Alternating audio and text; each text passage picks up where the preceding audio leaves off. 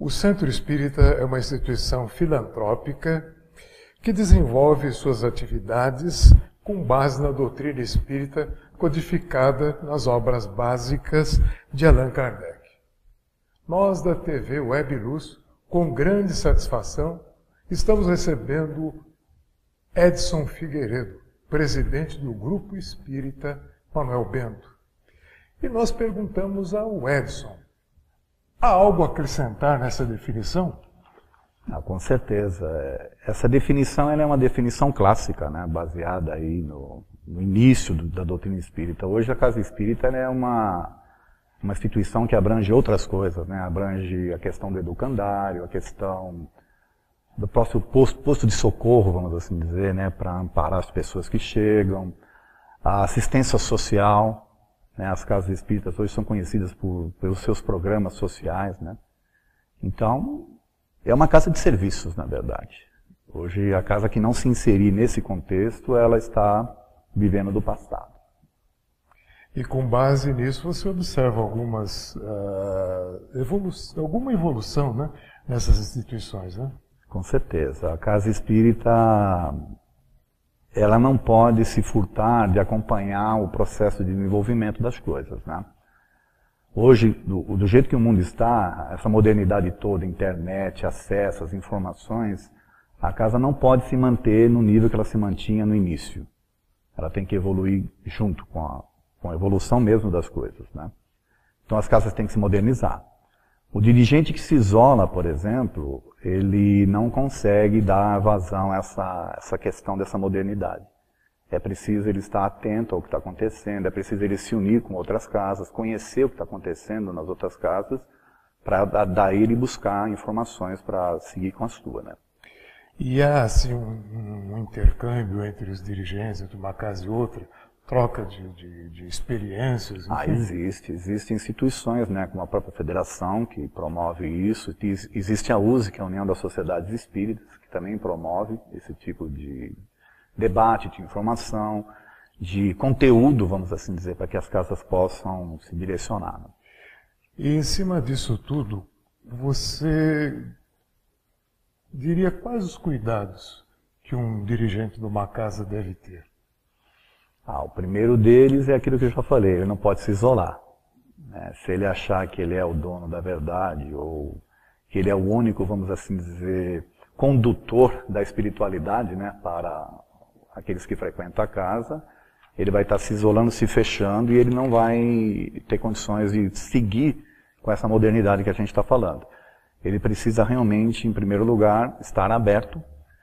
Ele precisa criar um corpo diretivo onde ele tenha uma cumplicidade dessas pessoas, e ele tem que delegar também. Não pode simplesmente achar que é o único condutor das questões, né?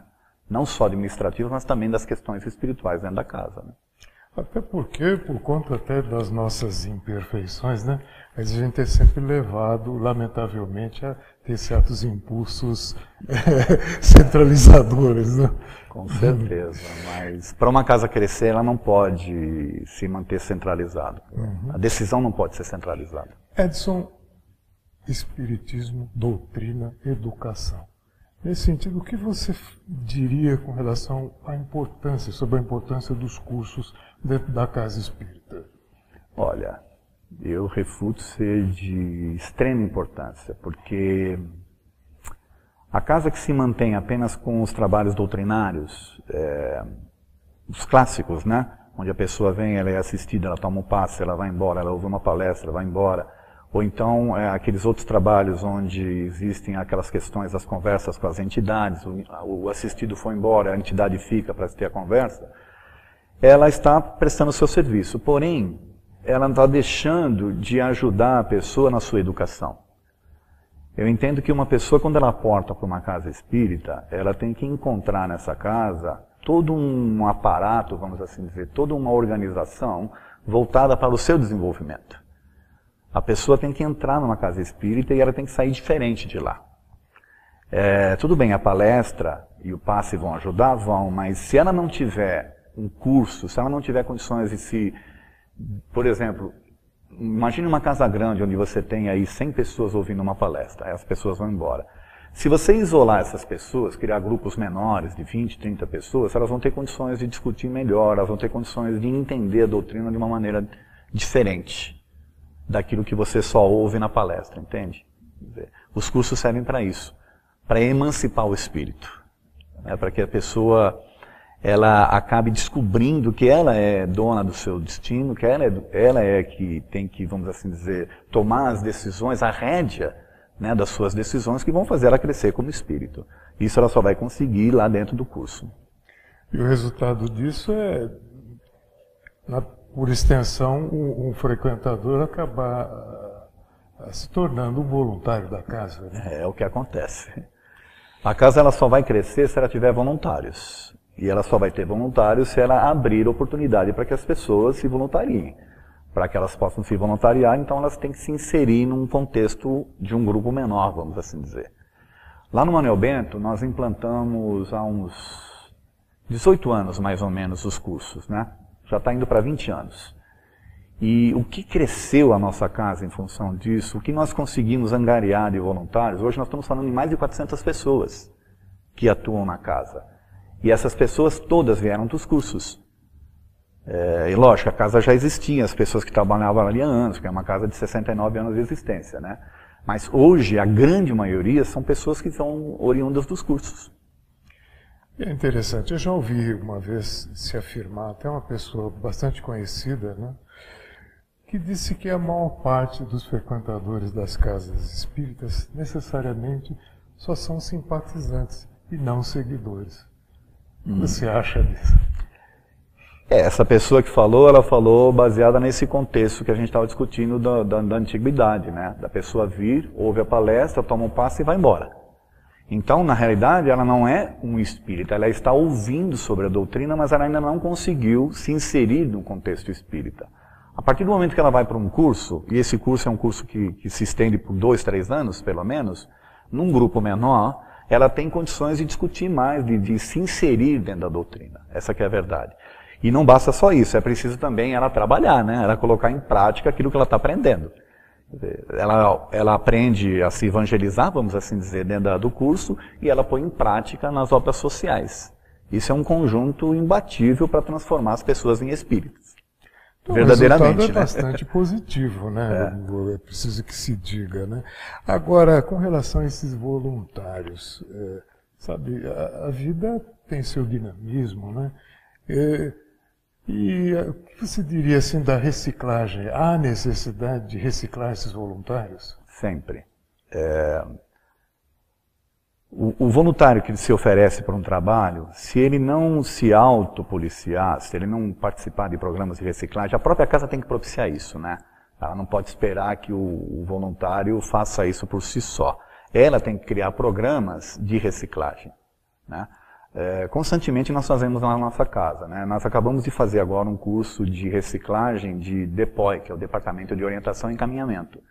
Quem participou desse curso? Novas pessoas que querem ingressar no DEPOI e também os trabalhadores atuais do DEPOI. Por quê? O curso nem sempre é o mesmo. A cada ano o próprio curso muda, né? Às vezes até um trabalho, você tem que estar refazendo de novo a apostila, você tem que estar refazendo as aulas.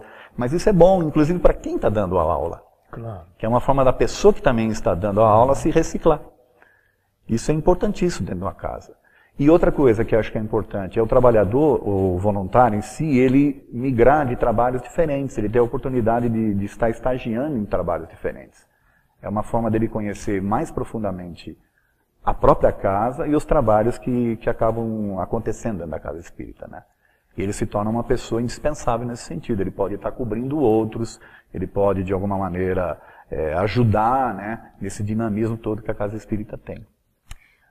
Edson, a gente fala de voluntários, né, que tem uma participação bastante efetiva dentro de uma casa espírita. Mas estamos falando também de seres humanos, que têm as suas dificuldades. E quando há algum desentendimento entre os voluntários? Olha, é normal que aconteça, né? A gente não pode esquecer que o espírita é uma pessoa em busca da sua evolução, né? Então, são pessoas com problemas também, tá certo? E acontece, só que quando você tem uma organização bem feita, por exemplo, quando o voluntário ele sabe o que ele tem que fazer efetivamente, quando ele tem um regimento, por exemplo, de um trabalho, ele sabe como ele tem que se inserir ali, ele sabe da sua responsabilidade, ele sabe que é ele o principal, vamos assim dizer, beneficiário daquilo que ele está fazendo. Porque ele não está indo lá para servir os outros, ele está indo primeiro para se servir, para o seu crescimento, para o seu desenvolvimento. E aí também prestando o serviço para ajudar o próximo, como ele já foi ajudado no passado, né? Isso aí que a gente tem que estar sempre fazendo as pessoas lembrarem. Quando ele sabe tudo isso, ele vai diminuir essa questão dos melindres, vamos assim dizer, das dificuldades de relacionamento e tal. Mas acontece. E quando acontece, o dirigente tem que tratar isso da forma mais clara possível, né? Da forma mais equânime também, né? Ele não pode tirar partido de ninguém. Porque a partir do momento que ele toma partido, aí ele começa a criar o grupo dele. E um dirigente espírita não pode ter seu grupo próprio. Ele tem que ter um grupo, né, um grupo grande. Assim, ele não pode começar a criar grupinhos. Imagine uma casa espírita que tenha os grupos dos dirigentes. O que é que vai acontecer? Começa a haver disputas, né? Começam a haver desentendimentos. Então, cabe ao dirigente espírita tomar cuidado com isso, né? De chamar as pessoas. Afinal de contas, todos nós estamos aqui para o nosso crescimento. E não dá para você tratar os assuntos de forma superficial. Se existe um problema, ele tem que ser resolvido. Ele tem que ser tratado de forma honesta entre as pessoas. Essa que é a verdade. Em suma, deveria funcionar à semelhança de uma orquestra, né? Com certeza. Um som harmonioso, né? Significando que todos estão cumprindo efetivamente o seu papel, né? Isso. Eu tenho assim, tem muita gente que acha que uma casa espírita ela tem que funcionar só sobre o comando da espiritualidade. E não é bem isso, ela tem que ter o comando aqui na Terra. O comando da Terra é esse, é a organização, é o regimento, é você saber, as pessoas saberem o que elas têm que fazer efetivamente, o que elas estão ganhando com isso. Tá certo? E a espiritualidade ela só vai, vamos assim dizer, se incumbir de manter a harmonia, de manter as inspirações, vamos assim dizer, as intuições, para que as coisas corram da forma como deve correr. Para que nós, como humanos, atrapalhemos o menos possível o trabalho da espiritualidade. Essa que é a verdade, né? Mas a casa, se ela não se organizar, se ela não tiver realmente as diretrizes bem estabelecidas e as pessoas souberem o que tem que fazer, ela tende a ter problemas. E a gente observa muito e tem conhecimento de alguns casos que, lamentavelmente, as pessoas abandonam uma casa e dizem, eu saí da casa por causa de fulano. É muito complicada essa situação. Olha, eu só tenho a lamentar uma pessoa fazer isso, porque ela está perdendo uma tremenda oportunidade de crescer, né? Exatamente. Não é na adversidade que a gente cresce, não é nas dificuldades, vamos assim dizer, que você se tempera e que você se transforma.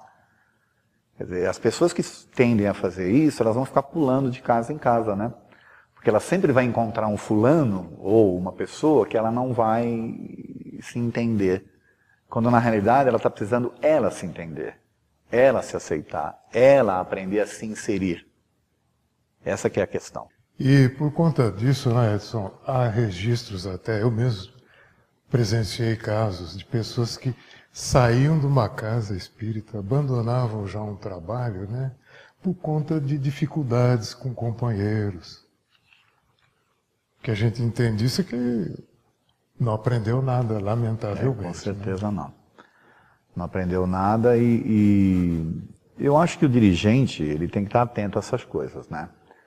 Ele não pode simplesmente se ater só ao trabalho, ele tem que conhecer as pessoas que trabalham com ele. Quanto mais o grupo for coeso, quanto mais existir cumplicidade entre as pessoas, melhor o trabalho vai ser. Mais a espiritualidade, inclusive, vai atuar, né?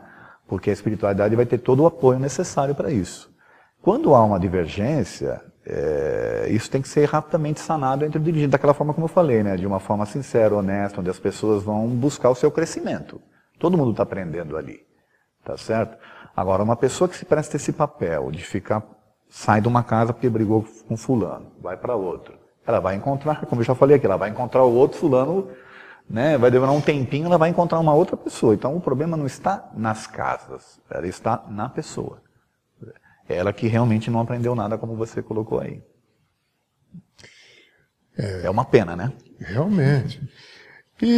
Desculpa, Benê, é que existe um livro que eu li uma vez que fala assim, a pessoa estava diante da luz, mas ficou o tempo todo de olho fechado. É mais ou menos isso, quer dizer, o trabalhador está ali, a luz está diante dela, mas ela está de olho fechado o tempo todo, porque ela não consegue enxergar as coisas que estão à sua volta.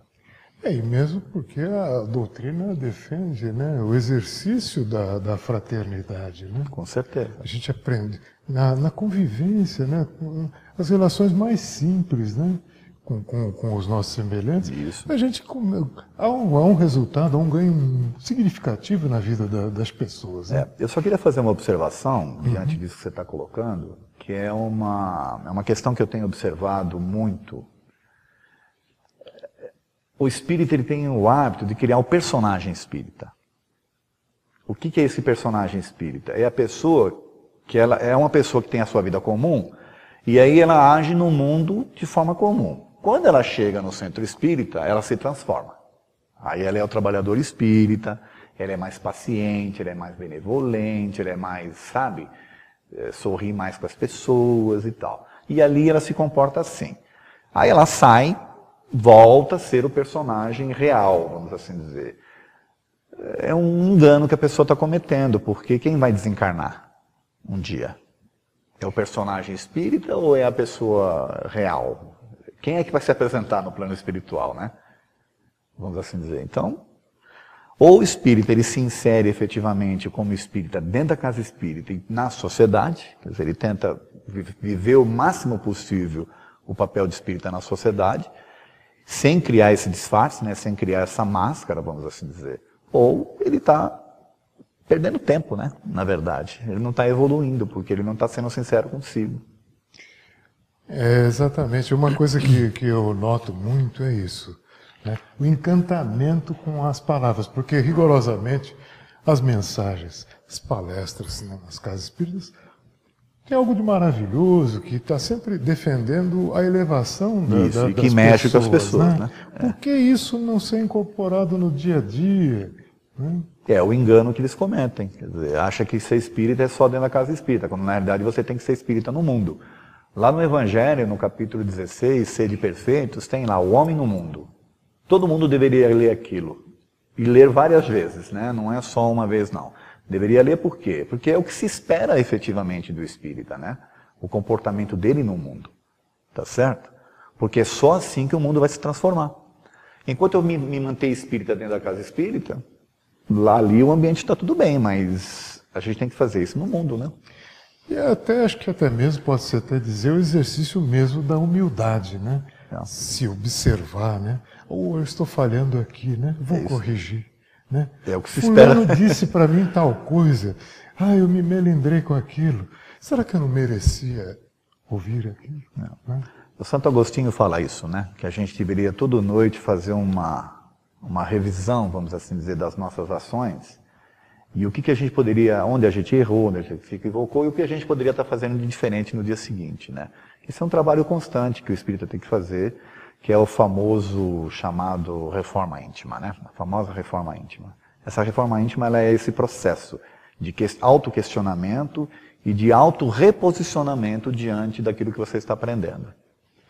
Mesmo porque normalmente a gente é muito rigoroso com relação aos demais e generoso consigo mesmo. Com né? certeza. É complicado. Com certeza.